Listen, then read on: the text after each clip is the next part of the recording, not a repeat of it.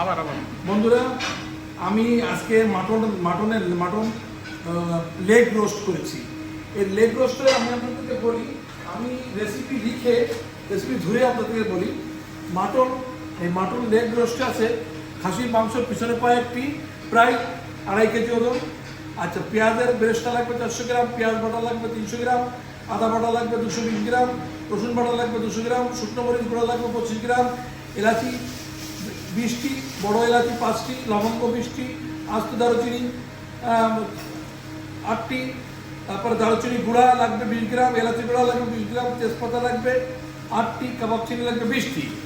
আচ্ছা, আর star rice লাগবে 3টি, শাহি জিরা লাগবে 1 টিস্পুন, জয়ফল লাগবে 2টি গুঁড়ো করা, জয়ত্রী লাগবে 8টা ফুল, দেশি জিরা লাগবে 2 চামচ, আস্ত জিরা লাগবে 2 চামচ, আস্ত মিষ্টি মৌরি লাগবে 2 চামচ, মাওয়া লাগবে 200 গ্রাম, কিশমিশ বাটা লাগবে 50 গ্রাম, আলু বোখারা লাগবে 6টি, পোস্ত দানা 25 গ্রাম পেস্ট করা থাকতে হবে, বাদাম বাটা কাজু বাদাম বাটা 50 গ্রাম পেস্ট করা থাকতে হবে, লবণ 7 বোতল, চিনি 7 বোতল।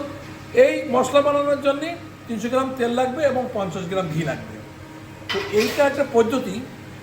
এর ভিতরে অল্প কিছু মশলা দিয়ে লবণ দিয়ে আমি লেগটা বয়েল করেছি, আর মশলাটা আলাদা করে রোস্টের মশলা করেছি। রোস্টের মশলার জন্যে আমি রেসিপিটা বলি। রোস্টের মশলা যে রোস্ট মশলা ভরবেন সেটা হচ্ছে শুকনো মরিচ নেবেন, শুকনো মরিচ নেবেন 15টা। আচ্ছা, লবঙ্গ নেবেন 10টা, আস্ত দারুচিনি নেবেন 8টা, এলাচি নেবেন এলাচি আছে 5টা, তারপরে কাবাব চিনি আছে 15টা, তেজপাতা 3টা, আর হচ্ছে সাদা গোলমরিচ 10টা, কালো গোলমরিচ 10টা। আচ্ছা, স্টার আনিস 3টা লাগবেই, আর শাহি জিরা 1/2 টিস্পুন এখানে যাবে, গুঁড়ো করার জন্য 1/2 টিস্পুন এখানে যাবে, জয়ত্রী 8টায় যাবে, দেশি জিরা 2 টেবিল স্পুন, ধনে পাতা 2 টেবিল স্পুন এবং মিষ্টি মরিচ 2 টেবিল স্পুন। এইগুলো একসঙ্গে সুন্দর করে টেনে মশলা গরম মশলা বানাতে হবে।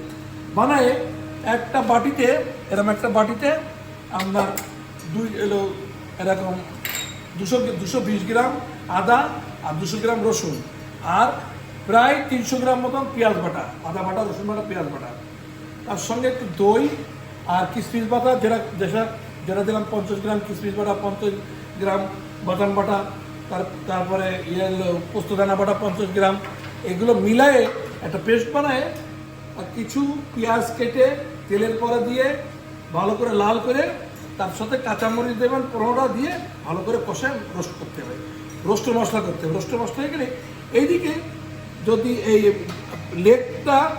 লেগটা বয়েল করার পরে দেখবেন একদম বয়েল হয়ে গেছে, তখন লেগটা ওকে তুলে এই মশলার সঙ্গে সুন্দর করে মাখায় একটা দম দেবেন। দম দেওয়ার পরে নামাই দেবেন। এইটা আমার মাটন লেগ রোস্টের একটা পরিপূর্ণ রেসিপি হয়ে যাবে। ধন্যবাদ।